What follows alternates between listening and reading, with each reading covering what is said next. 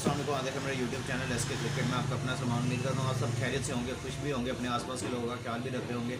जैसा कि आपको पता है पाकिस्तान और न्यूजीलैंड का पहला टेस्ट मैच कराची में जारी है और वहाँ पे पाकिस्तान पाकिस्तान डोमिनेट किया है पहले दिन में, और उसके बाद दूसरे दिन में आगे न्यूजीलैंड ने अपना इतना अच्छा कमबैक किया मैच में, अपने आप को वापस लेके आए हैं। तो उस पर बात करते हैं और इसके अलावा बात करते हैं पाकिस्तान का आगे क्या स्ट्रेटजी है, पाकिस्तान आउट नहीं हो रहे, क्या इनको करना चाहिए। अगर आप मेरे चैनल पर नए और पहले दफ़ा आए हैं तो जल्दी जल्दी मेरे चैनल को सब्सक्राइब कर लें, बेल आइकन को जरूर दबाएं ताकि मैं लेटेस्ट वीडियो आप तक पहुँचती रहे। अच्छा, सबसे पहले जो खबर निकल के सामने आ रही है उस पर बात कर लेते हैं। जो पहला सेशन है आज के तीसरे दिन का वो कंप्लीट हो चुका है, और जो इस सेशन में इस टाइम न्यूजीलैंड ने जो रन बनाए हैं वो तकरीबन 80 रन बनाए हैं। उन्होंने 25 ओवर्स खेले हैं इसमें और 2 विकेट्स उनकी गिर गई हैं। तो ये बड़ा पाकिस्तान के लिए क्रूशल टाइम है कि इनको अब करना चाहिए था डोमिनेट, लेकिन नहीं कर सके।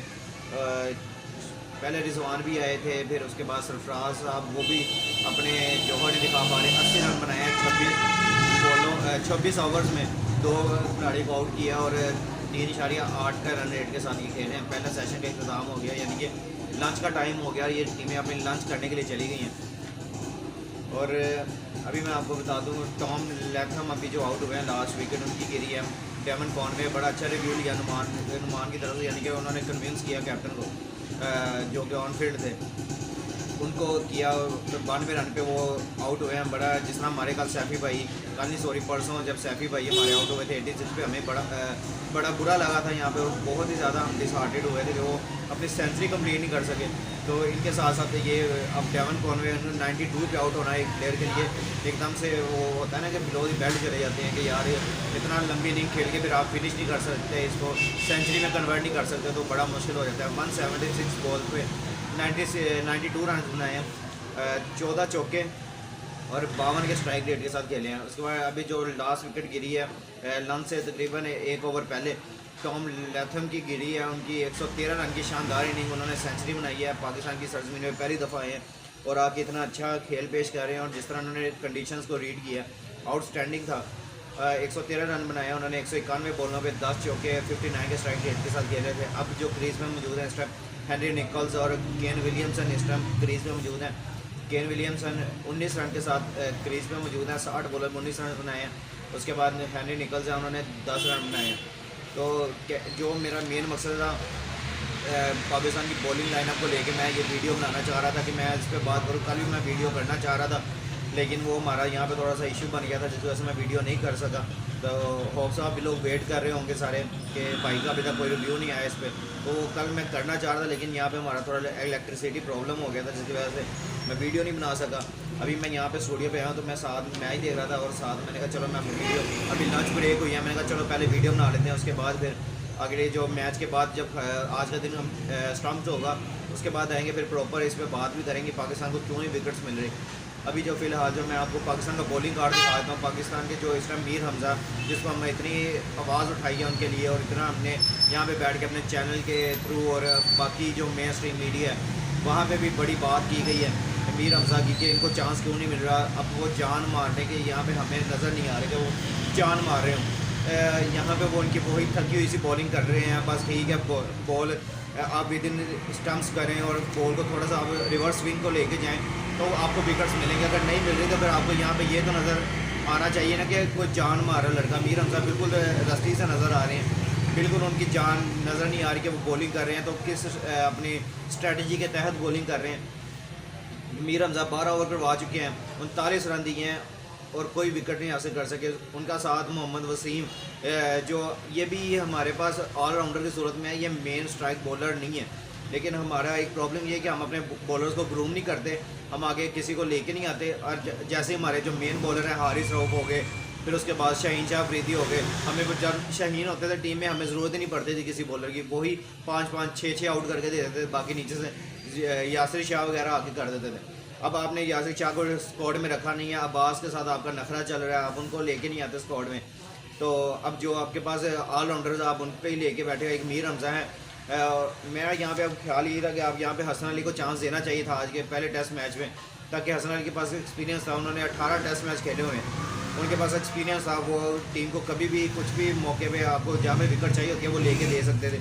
मीर हमजा काफ़ी देर के बाद कम बैक करें, उन्होंने शुरू में कभी पता नहीं आज से कितनी देर, कोई 4-5 साल पहले का एक टेस्ट मैच खेला हुआ है, तो अब एकदम से कम बैक करना और अपने आप को एकदम से इस फॉर्मेट में इंटरनेशनल क्रिकेट में लेके आना, तो वो बड़ा मुश्किल होता है एक प्लेयर के लिए।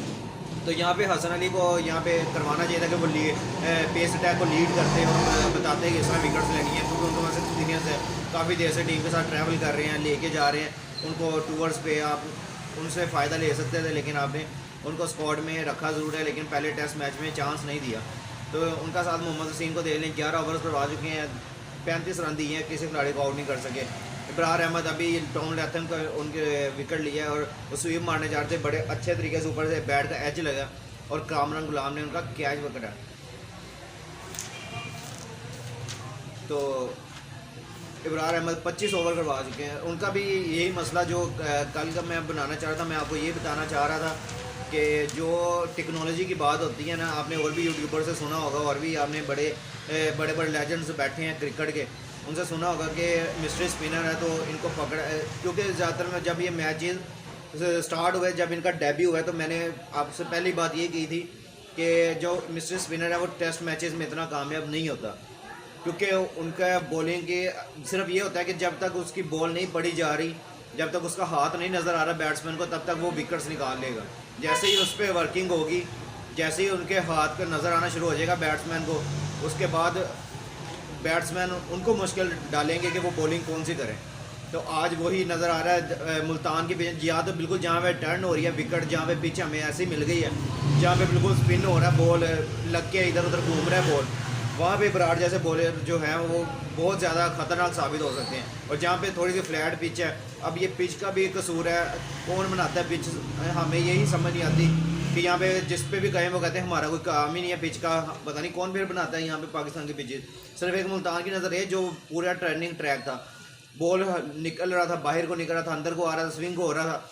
यहाँ पे जब से हमें वहाँ पे पिंडी में खेले हैं, पिंडी में हमारा यही हाल था कि वहाँ पे बॉल फटा विकेट बना के दे दी, वहाँ बॉल लग के सीम हो जाता है, निकल जाता है बस। और बैट भी इतना अच्छा आता है कि आप वहाँ पे खड़े होकर 300 भी रन बना लो तो कोई इशू नहीं है। कराची की विकेट भी आपने इस तरह की बना के दी, फटा विकेट है, फ्लैट ट्रैक है, यहाँ पे बॉल लग के बस बैट पे आ रहा है, जितने मर्जी खड़े होकर रन मार दे, ये अपनी गलती होगी अगर आप आउट होते हो तो। अब ये लैथम जो आउट हुए हैं अभी लन से 1-2 ओवर पहले, उनका भी यही काम है कि वो अपनी गलती की वजह से आउट हुए हैं, स्वीप मारने जा रहे थे, टॉप एज लगा, कैच पकड़ा गया, तो ये भी अपनी गलती है। वैसे कोई इसमें प्लेयर का कोई सॉरी कह रहा हूँ, बॉलर का कोई रोल नहीं है कि वो आउट कर रहा है, कि नई विकेट्स मिल रही हैं आपको, मिलनी भी नहीं है ऐसी विकेट जो ट्रैक है।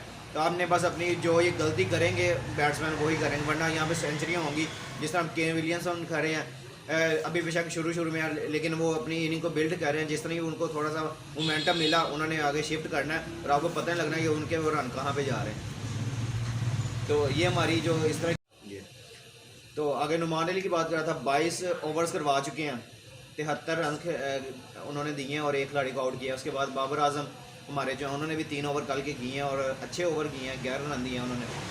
और मैं जो पीछे अभी बात कर रहा था उनकी अबरार की, तो उनका जो मैं आपको मेन उनका बताऊँ, अब टेक्नोलॉजी इतनी हैवी हो चुकी है कि बॉलर्स आपका बैट्समैन आपका वो हाथ देख लेते हैं कि उनको पता लग जाता है कि बॉल गूगली करवाने लगा है, फ्लिपर करा रहा है, या कोई ऑफ स्पिन करने लगा है, कुछ भी करने लगा है, लेग स्पिन करने लगा है, तो वो पता लग जाता है।